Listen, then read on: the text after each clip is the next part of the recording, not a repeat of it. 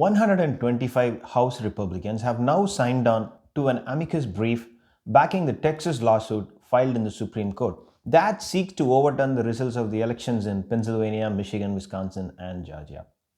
House Minority Leader Kevin McCarthy and pretty much the entire leadership has signed on to this lawsuit that has been branded as the craziest I have ever seen in the legal circles.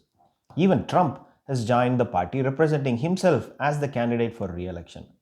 The case really has no legs. It seeks to overturn the results of an election that was over long back, and even the electors are already certified.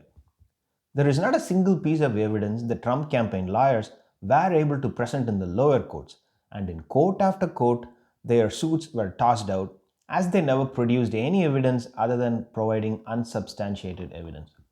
The odds are extremely good for the Supreme Court to even deny a hearing for the case.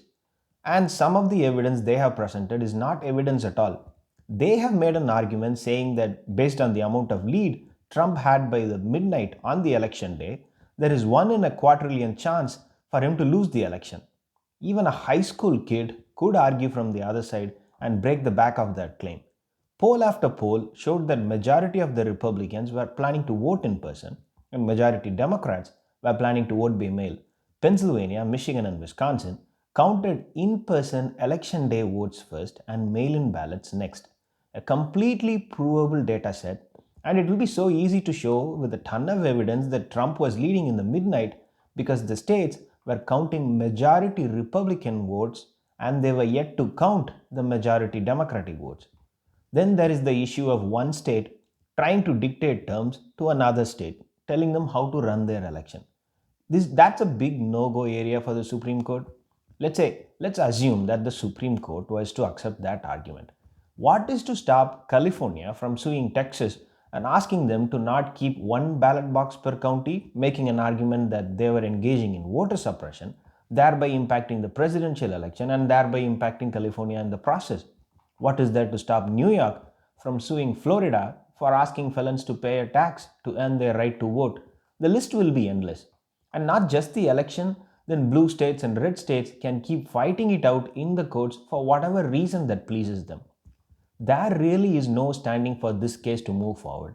But despite the make no sense claims, the Republicans in the House and around the country are now jumping the bandwagon, trying to outcompete each other on who backs Trump more. This move, getting 17 states to sign along with Texas, getting hundreds of Republicans in the House to join the case, is a clear move to put the weight of the party and the government behind the lawsuit to apply as much pressure as possible on the Supreme Court and try and see if they can do something about it. And in a way, it will also offer an exit ramp for the Republican Party.